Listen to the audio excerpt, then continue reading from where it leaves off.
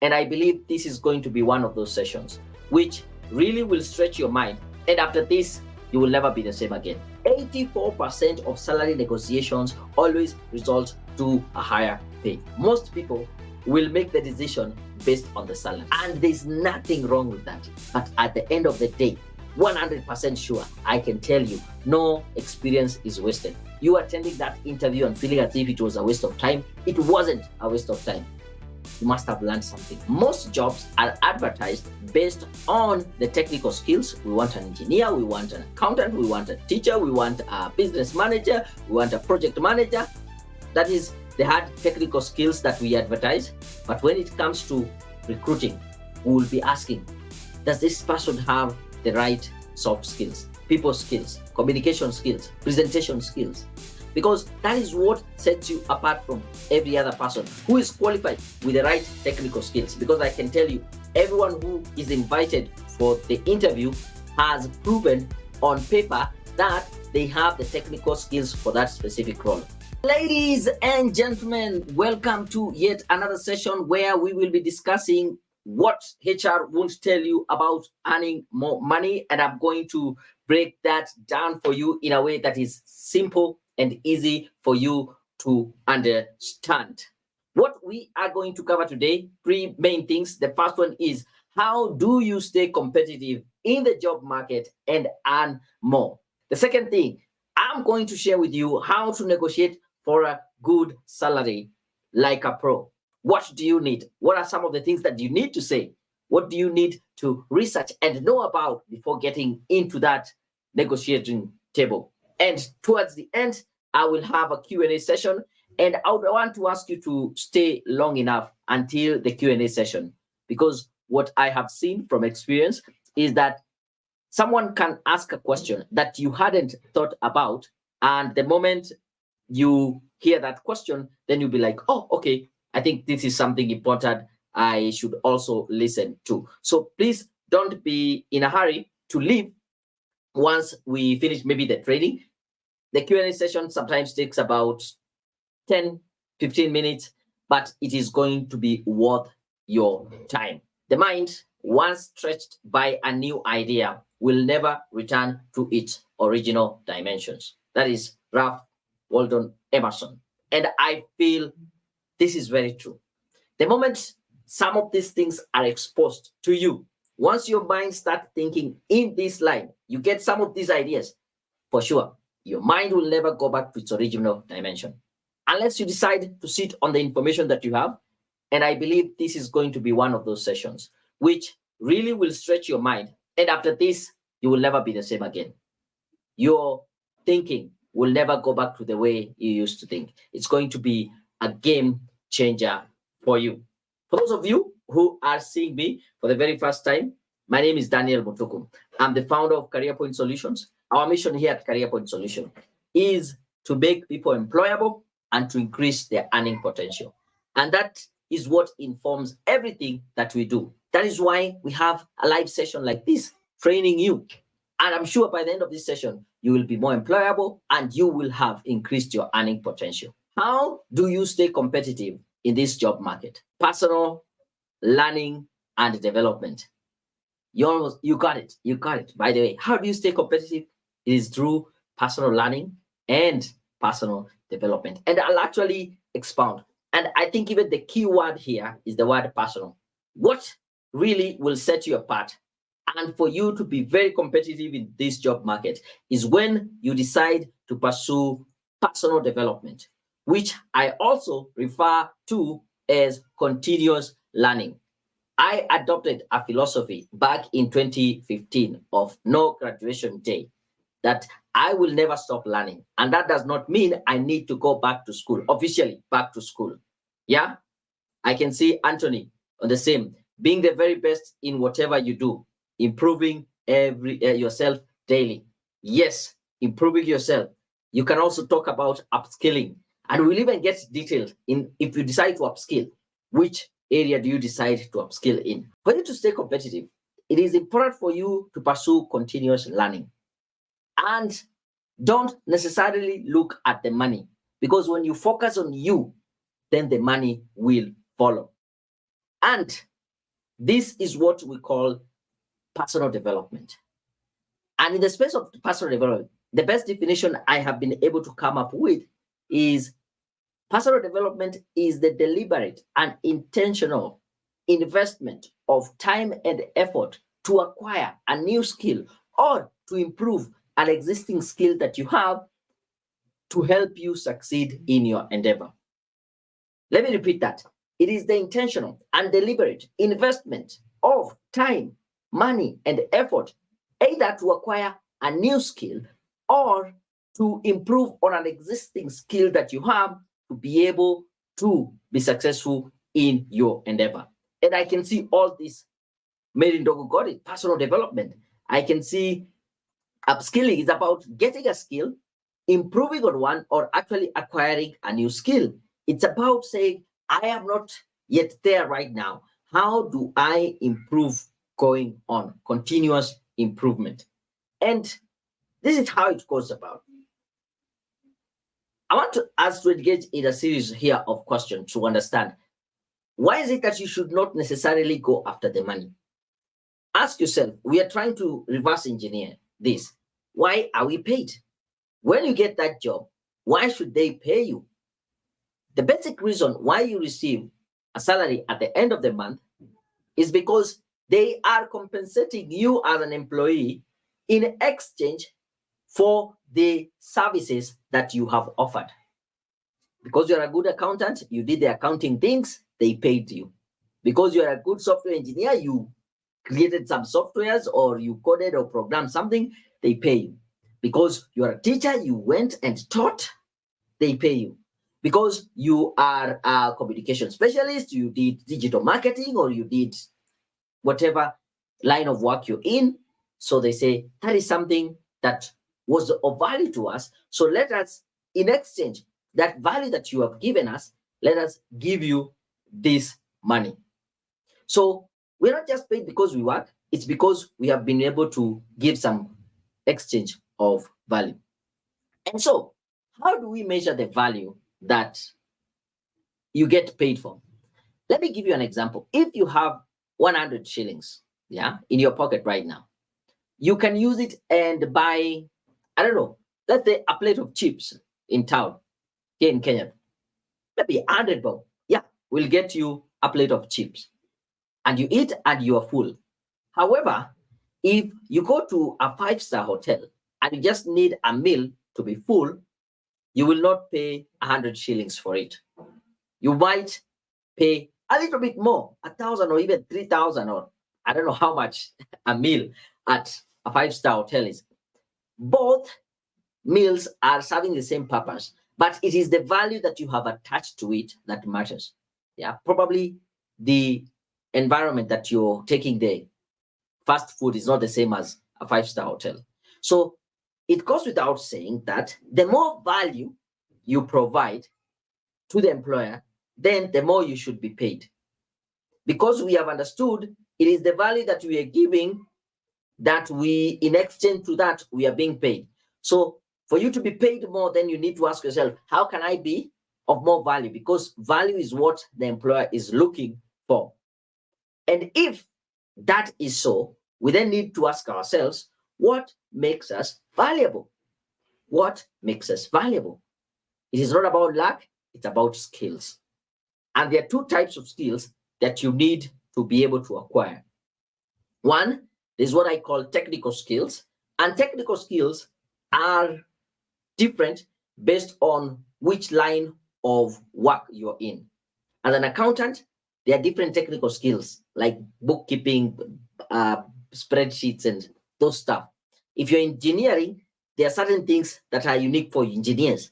If you are in customer care, communication, PR, those are the technical skills in that line of work. And then we have soft skills.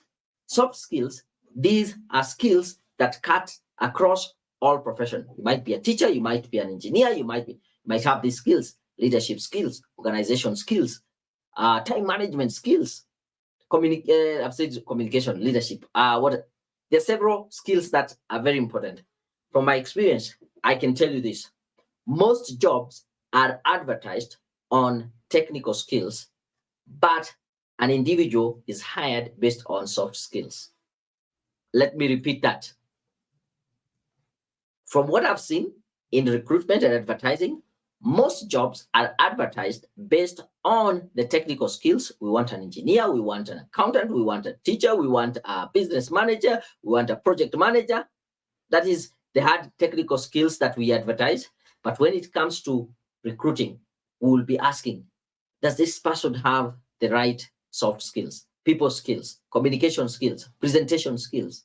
Because that is what sets you apart from every other person who is qualified with the right technical skills. Because I can tell you, everyone who is invited for the interview has proven on paper that they have the technical skills for that specific role.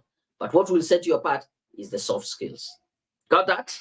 So, if then for us to be valuable, we need to be able to add more skills onto ourselves. And what are the benefits for actually taking time to focus on your own personal development, on upskilling yourself? Number one is this will increase your competency. And actually, I'll keep on going back to some of these comments. Anthony, you talked about being very best in what you do. If you become the best in that area, such that if someone wants something in careers, they know the best person to go for is Daniel Mutuku because I have developed the competency in that area. That is one of the ways to stay competitive. Once you focus on investing in yourself, it increases your confidence. By the way, confidence comes from competencies. Sometimes it is vice versa. When you are very confident, most of the time it's because of your competencies. And when you're really good at that, you also become more confident. So it feeds onto one another. When you decide to focus on yourself, on your own personal development, you become more efficient and effective. Efficient, you're able to do it within the short period possible with the least resources, but effective, you're able to do what is needed. As in the impact, the result is what is expected. And of course, this is how you build your value. And finally, when you decide to focus on your own personal development, you open doors for your career progression. You start seeing opportunities that you had never thought about. And that is important. And that is one of the, not what, just some of the key benefits of focusing on personal development, focusing on yourself. And then, as I say, the money will come. Am I saying you go back to school? No. If you want to go back to school to do that diploma, to do that postgraduate diploma, or to do the certificate, or to do, it's okay. But there are so many other modes of learning. Yeah, I'll tell you this. Just by signing up, reading books. Books are one of the most underutilized source of knowledge. Most of the things that I've learned is through books. And that is why in the League of Young Professionals, we have a book club. We read books, we share some values, what the insight from the book, and we even discuss. That is one way of learning. Podcast. How many of you really spend too much time on traffic listening to just junk radio? Use that time to listen to podcasts. There's so much value that you can get from a podcast. YouTube. I'm glad that you're following me and you have subscribed to the channel. If not, make sure you subscribe and hit the bell button so that you get notified each and every time I'm releasing such valuable videos when I am live, so that you can be able to learn. And this is a free platform for you to learn. Yeah. And it can just change how you look at things. Online courses. There are so many. Some are free, some are paid. It is for you to ask yourself, what is the key skill that I need? Can I get it on an online course? The good thing is, with an online course, you go deeper. Yeah. And you get also certifications. The other day, I was having this conversation with a colleague, and I think it went to the line of, would you go back to school at this point and age? Maybe to pursue a master's, a postgraduate diploma, or a degree, or whatever it is. And for me, I was like, I can't go back to school right now. I can't go for the academic courses. What I would go for right now is certifications on a specific line. For example, if I want to pursue this line of course, like careers as a coach, I have done several certification to be a coach. I have done other things, and I continue investing, sometimes even way more much money than deciding to go and do, I don't know, a PhD or a master's in a certain field. I believe certifications are one of the ways to upskill yourself and stay competitive in your market. Yeah. So for me, that is my opinion. But if you feel like academic courses would be good for you, go ahead and do that.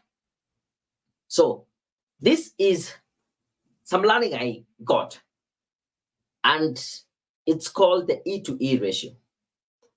And this is entertainment versus education ratio. And what I have learned from research, it has been found out that rich people who are successful, they spend 95% of their time in education, learning, improving themselves, and only 5% of the time in entertainment. While the vice versa is true, the general population, the least successful people, spend 95% of their time in entertainment and only 5% in education. And when I say entertainment, not just going for parties and, yeah, how much time do you spend on social media? That is still entertainment. How much time do you sit down just to watch Netflix and movies? And that is still entertainment. And I'm not saying just be learning. Yeah, it's good. Yeah, there's the 5% that you can use for your own personal development. Think about that. Then, if you want to dedicate more time for education, where do you get the time from? And I want to give you some ideas that will generally blow your mind in terms of where you get the time for you to do the learning, for you to pursue personal development. And it starts by you being very purposeful with your time. Here are some suggestions. Number one, evening/morning routine. I can tell you the truth. If you create a routine such that when I wake up, I will spend the first 10, 30, 1 hour for my own personal development before I open up myself to the world, because of course the world will want to get your attention left, right, center. You can be able to create so much time. Or even read evening. Let me give you a simple example. If you decide to say, normally you wake up at 6 a.m., try and wake up 5:50. That is only 10 minutes earlier. And say those 10 minutes will be dedicated for your own personal development. If you only take 10 minutes per day, by the end of the year, you will have about, 3,650 minutes, which can translate to roughly about, 50 hours. Those are 2 full days, like 2 24-hour days, by just creating 10 minutes for yourself every morning. Or before you sleep, say, before I sleep, I'll read a good book, I'll watch a good informative YouTube video, I will just do something. 10 minutes a day before you sleep. Read that good book, listen to that podcast. You'll have created like 2 full 48 days for yourself. The other suggestion I have is using commute time. How much time do you spend on traffic, commuting in the morning to work and in the evening back home? On average, you're saying 2 hours. That's how much you spend. Okay. Mary, you're saying 2 hours. Diana Ogutu says about 1 hour. In Nairobi, it is said on average, people spend about 2 hours in traffic every day. 1 hour in the morning and another 1 hour coming back in the evening. So with 2 hours per day, Monday through to Friday, that means in 1 week, you will spend about 10 hours. And in a whole year, 10 hours times 50 weeks, that's about 500 hours in traffic. Do you know, for you to complete a master's program, you just need you need about 150 hours to complete that. That means in 1 year in traffic, you can complete 3 master's program. Yeah. And that is how much value. If you are, remember we talked about personal development, deliberate and intentional, investing time in your own personal development. I listen to my podcast during transit. Back and forth, it is called the Commute University. I listen to podcast all the way, and I listen to a lot. The other thing I would also want to suggest to you to be purposeful with your time before and after working hours. The reason why we have some of this traffic jam or we stay so much on commute is because people are leaving 5 at work. At 5, everybody is gone. At 8, everybody is coming. So if you can decide to stay a little bit longer, 5:15 or 5:30, and you just dedicate 30 minutes for your own personal development when work is closed, or reach a little bit earlier, 7:30, and say between 7 and 8, I'll focus on my own personal development. You'll be surprised how much time you'll have created for yourself. Yeah. So it is important for you to think about how you can be more purposeful with your time. And that is personal development. Taking the time, being deliberate, intentional about investing time, effort, money, and energy in acquiring a new skill or improving on an existing skill so that you can be able to be successful in your endeavor. We did a research back in 2019 and we asked people which would be a skill that you would really want to get. And you can see on top at 47%, most people felt if they can get communication skills, they would progress much faster in their career. And probably this should be an idea for you. Where do I start getting these soft skills? By the way, if you look at communication skills, goal setting, creating a personal development plan, time management, creative thinking, public speaking, these are all soft skills. And this is what people felt like they need to be able to get to the next level. I like this quote by Jim Rohn, who says, the more valuable you become in your company, the more influence you have, the better communicator you are, you manage your time better, and you recognize people for their contribution. And this is the best part I like. You also become more valuable as a spouse, parent, and a friend. The good thing is when you decide to invest in yourself to be more valuable, it's not only benefiting you, even people around you get this value, your spouse, your parent, or your children, your friends, your colleagues. And when you decide to move from company A to B, it's not like you'll be told, leave these things behind. No, you go along with the value that you have because it is personal development. Are we together? How do you negotiate for a good salary, like a pro? And I have some ideas that I want to share with you. When I was researching about this session, I came across this study that was done by JobRite, and they found out that 84% of salary negotiations always result to a higher pay. And I said, boom, that's some good news. 85%. That means chances of you getting that high salary when you go to try and negotiate, 84%, very high. But then the next piece of data was a bit depressing because they said only 14% of employees actually do try to negotiate their salary in their current jobs. And I wondered, why is it that if the chances of you getting a higher salary is 84%, only 14% go ahead and actually try to negotiate for it? It doesn't make sense, yeah? So I realized anyone who's confident enough to try usually succeeds. And it starts with you being confident of yourself and the skills that you have. You can build your confidence from your competencies, or you can start adopting some confident mindset so that you can go ahead and start negotiating. And it's not only confidence that is important. There are other tactical things that you need to do, but it starts with confidence. If you have the tactical things and you don't have the confidence, you're not going anywhere. And these are 3 tips that I want to share with you that will help you as you try to negotiate for that higher salary. Number 1, know the salary you want before you start negotiating. It sounds so simple, but I can tell you this. So many times we are in the table discussing or negotiating salary, and someone is asked, how much do you want? And they say, I want more salary. How much is more? I don't know. Right now you're earning 100,000, you get 100,000 and a shilling on top. Is it that more? No, we don't know. You need to be clear before you get into that table when you're negotiating. How much do you want? And this can be informed, number one, you know your expenses, you know how much you're earning right now, you know what you'll be comfortable with, you know what you can't negotiate below. You need to know how much you need to be paid. And this is not just a figure that you pull from thin air. It should be a figure, based on your value, based on your worth. Remember, we said the more value you have, the more you'll be paid. So the question is, do you know your value?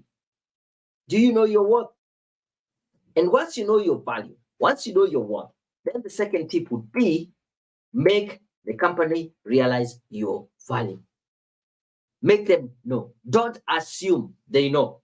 Don't say, oh, you know what I've been doing, what I have learned, what skills I have. Make them realize your value. Let them know what is your worthwhile, what is your meaningful contribution. Because if you assume they know, then you don't have a chance to actually negotiate. So make them understand. And finally, this is very important. You need to use comparables to be able to justify your higher salary. You know how much someone like you in your space, in your field, with experience just like you, on average, how much should they be paid? And there are tools out there that can give you these comparable figures. Now, I want you to look at these two emails and get to be here a little bit. This is an email I got from Julius, who said, "Greetings this evening. I am writing to appreciate your work.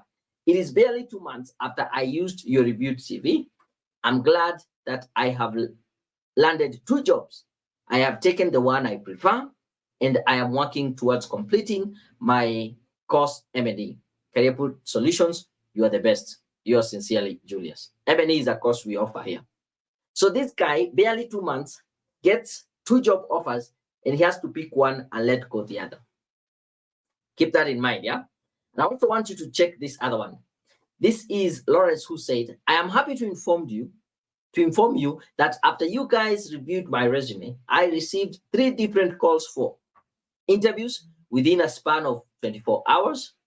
Within a span of 1 week, I attended all the interviews, and fortunate enough, I secured all the 3 jobs. This was after a pregnant search for a job for 1 whole year. I only had the difficult task choosing which one to go for, but eventually I opted for one and politely and professionally declined the other 2. Thanks a great deal, and please convey my gratitude to the entire team. Yours sincerely, Lawrence." I have a question for you. If you are like Julius or Lawrence, whereby you get 2, 3, 4 job offers, and you have to pick one and let go the other, in the comment, let me know. What criteria will you use to decide I'll go for job A and let go job B? And I want you to be honest. And I want you to be very frank. In 1 word or 2 words, put that in the comment. Maybe you say growth and money. Good. What criteria will you use? Joseph says job security. I can see Elvin say potential, progress, flexibility, and salary. JYB, salary, right away. Most people will make the decision based on the salary. And there's nothing wrong with that. You know what? There was a study that was done on LinkedIn, and they found out that the most important consideration people have in accepting a new job offer, 49% is about compensation, 33% is about personal development, and 29% about work-life balance. And you can see it's important. And I'm not saying it is bad. And we need to start having that conversation more and discussing, how do I get paid more? I remember when I was talking, I had another training talking about how do you get a job with the NGOs? And step number 4 was get the most valuable skills. And especially that is the line you want to go for. I would still say get the most valuable skills. And what are the most valuable skills they're looking for? Project management, project monitoring evaluation, strategic management and leadership, fundraising and resource mobilization. And these are courses that we offer here at Career Point Solutions. And we know this is one of the pathways if you want to have a successful career in NGOs, the UN, international organizations. Now, typically, one course would go for about $24,999. And if you decide to sign up for them, you'll get the certification. We'll also give you professional CV writing, sample cover letters, LinkedIn profile guide, and interview coaching. A cost will be $24,999. You can pay in 3 monthly installments. If you're international, you might be wondering how much is that. That is only $249 or paying 99 in 3 months. But that's us and the courses that we are offering, if that is the line that you're inclined to go for. Now, I want you to take a look. This is an email I actually got from a lady called Joanne Ibreri. She said, "Hi, Daniel. Hope you are good. I did an online course with you. I'm yet to collect the certificate. Shortly thereafter, I got a job as a project coordinator. Do you offer courses in proposal writing?" She got the job even without collecting the certificate. And the point here, I like this one because it really showcases, it's not about the certificate, the physical paper. It is having the skills. Just by doing the course, the online course, she got the skills and voila, she gets a job, she's able to do that job. Is that okay? So you might be here, you might have listened to what I've said, and you are wondering, where do I start? Are you there and you're wondering, yeah, okay, good idea. A lot of these things, they make sense, but where do I start? I have 3 places that I want to share with you where you can start. And once I share these 3 areas where you can start, I will open it up for Q&A. You have any question, feel free to drop that in the chat, and then I'll be able to answer. This is where you start in terms of communicating your value. If you're there, you want to get started, you're looking for a job, these are the services that we offer. We can provide you with a professional CV, sample cover letters, a LinkedIn profile guide, and also coach you for the interview. We have different prices for these services, but I'll say in general, if you send us your CV for a free review, which you can easily do by going to careerpoint.co.ke/CV review, you will get feedback on your CV and you can choose one of our professional CV writing packages. The basic, you get the CV and cover letter, and it ranges between 1,000 Kenya shillings to 3,000 or $10 to $30. You can also go to the advanced package, which now you get the professional CV, sample cover letter, LinkedIn profile guide, and online interview coaching. The cost will range between 3,000 to 6,000, about $30 to $60. That can be a place where you want to start and say, that is where I'm at. Can I start communicating my value through my application to get these jobs? Next, you might have already done the CV. You have been applying, still you don't know what the problem is. I want to invite you to join the Career Jumpstart Coaching Program, which helps you to get your career to the next level. In the career coaching, I will help you, number 1, have clarity in your career goal, and we will be able to create a plan on how you can be able to achieve that career goal. We will help you identify and overcome any obstacles that may be holding you back. We'll also help you develop strategies for networking and building professional relationships, because that is what will actually take you to the next level. Networking and building professional relationships will help you increase your awareness and understanding in your strengths and areas that you can be able to improve. Because especially when it comes to strengths, if you're able to work within your area of strengths, I can assure you chances of you succeeding is very high, because it is your space of genius. And then from there, we'll have a one-on-one coaching call where we'll be able to provide you with accountability, support to stay motivated and on track so that you can achieve these career goals. If that is for you, then I would invite you to take now what I'm calling the Advanced Plus offer, whereby we give you the coaching, Career Jumpstart coaching, professional CV writing, sample cover letters, LinkedIn profile guide, and online interview coaching. Typically, this would go for about 10,000 or $100, but I'm giving you at a special offer on only $4,999. If you had paid for CV before, maybe you paid 3,000, 4,000, all you need to do is just top up. Put it like 1,000 on top. Join this. If this is for you, then you can be able to decide to take action right away. And this is a very special offer. If you have seen that this is the line I want to go for, Remember the courses I told you. We offer online certification. I want to give you what we call SOGO. Sign up for one course and get another course absolutely free. And all you need to do is just make the first deposit of 9,999. If you're international, it's just US dollars 99. And these are the courses. You can pick here. You can say, I want to take project management, and then the bonus course for you might be strategic management and leadership or project monitor evaluation. So it's buy one, get one free. That is for those who feel like, I really need to start investing more time and effort in my growth.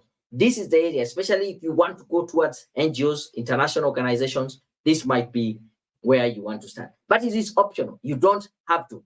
It is if you feel that is what is there for you. But this is how the certificate for monitor evaluation looks like. Yeah. This is to certify that your name right there, that you have been formally evaluated and assessed for demonstrated knowledge and skills to monitor and evaluate projects, use result-based management, and has been awarded a certificate in project monitoring and evaluation. Do you see when we are more focused on the skills that you're getting and the value that you're providing in the marketplace, you become unstoppable. That's the offer. Before I go to the Q&A session, sign up for one, get one free. That is, only make that this first deposit of 9,999 through the till number 715732. But before I go there, yeah, I'd say join us on our WhatsApp community. By the way, how many of you here are with us on the WhatsApp community? You can say, WhatsApp. So you can easily join the WhatsApp community, careerpoint.co.ke/WhatsApp. If you just type that in your browser, it will prompt you to join our community on WhatsApp. And also, we are on Telegram, careerpoint.co.ke/Telegram. Take that quick screenshot, and then you can be able to join me now for the Q&A session. JB, if in an interview you are asked, what value are you bringing to this company? How do you answer that? Also, for upskilling as an admin, how can one do it? What online courses to take? Good question. The first part of this question. If you're an interviewer, what value do you bring to the company? Now, you might have a lot of value to bring in, but what is going to guide you is reading the job description. When you applied for that job, what did they list down as the skills they are looking for? What did they list as the responsibilities of the person they will be doing? Then from there, you can craft the value proposition that you have based on the skills that you have, based on your experience and your ability to do that role. Yeah. You might be going to the same company and being interviewed as a communication officer, you are talking about a different value proposition than if the same company has maybe law department. So you're coming in as a legal officer. The value the legal officer will talk is totally different. So be guided by the job description, know what they are looking for, and tell them that is what you're going to provide. The second part of the question is for upskilling as an admin. What do I do? Which online courses? You decide. That is where now coaching comes in, because we are able to identify, first of all, what are you good at? What would you want to achieve? What is your core desire? If everything fell in place, what would you be doing? What kind of job would you like to be doing, even if you're not being paid for or money was not a thing? That's the place where we start identifying your passion, what you're good at, what you are skilled at, what you're talented at. Then from there, we see how do we start going towards that. So it's highly dependent on you. And this is where coaching takes place. A live general session like this might not apply for you, but it might apply for someone else. And so we can have that coaching session. And that will also answer the question, which online course do you take based on the skills that you want now to pursue? Remember, we defined personal development as deliberate and intentional investment of time and effort to acquire a skill or improve on an existing skill to help you achieve success in your endeavor. So what is this skill that you want to improve on? What is this new skill you want to acquire? So you don't just do any random online course. there is some guiding principles, and it can only happen when you have the one-on-one coaching call. Does that make sense? Good. What makes people nervous during a job interview? There are several reasons why you might be nervous in an interview, but one of it is because it is one of the most uncomfortable, maybe, kind of situation you can find yourself in. Because number one, you are being judged, and you're being judged based on how you appear, your presentation, your performance, how you talk, how you answer questions. And sometimes you feel like 10, 15 minutes is not enough to actually showcase who I am and what I'm able to do. So that anxiety comes in, you feel nervous, there's a lot of pressure on you to really do a good job. And sometimes you might be freaking out. What if I just say the wrong thing at the wrong time? But there are techniques that can help you calm down, to stop being nervous. One of them, breathing in and out. Another one, showing up early. Do you know showing up early helps you relax? Unlike if you are coming in late, you are freaking out, you will be late, you're jumping in, it is at 10:15, and the interview is at 10:20, you're just there panting and you're told you're next, come in. You will be even more nervous. There are several reasons, but I would say for some people, you might need help in. Without diverging much information, I had a client towards the end of last year, and she told me, she had actually been invited for an interview, and she wanted us to do mock job interview. We did the mock interview, and as we were doing the mock interview, at some point she just went blank, and she was unable to answer even questions. And she told me, this has happened to me several times in jobs interviews. I think she gets to that point which she's so nervous until she shuts down. And we even stopped the coaching and started focusing on that. And the good thing is she ended up going for the interview. That did work, but she was so happy about that. She got another interview and got the job this year. I'll share that story later. So there's that normal nervousness, but sometimes it might need even extra help. Yeah. So if that is you, I think, thank you for bringing that up. Yeah. Another question, I think I can see two more questions, and then we can call it a day. Also, for personal development, you say last week one can attend seminars. Which seminars were? Same idea. Yeah. When you want, you don't just attend seminars for the sake of attending. Yeah. There might be seminars that are industry related.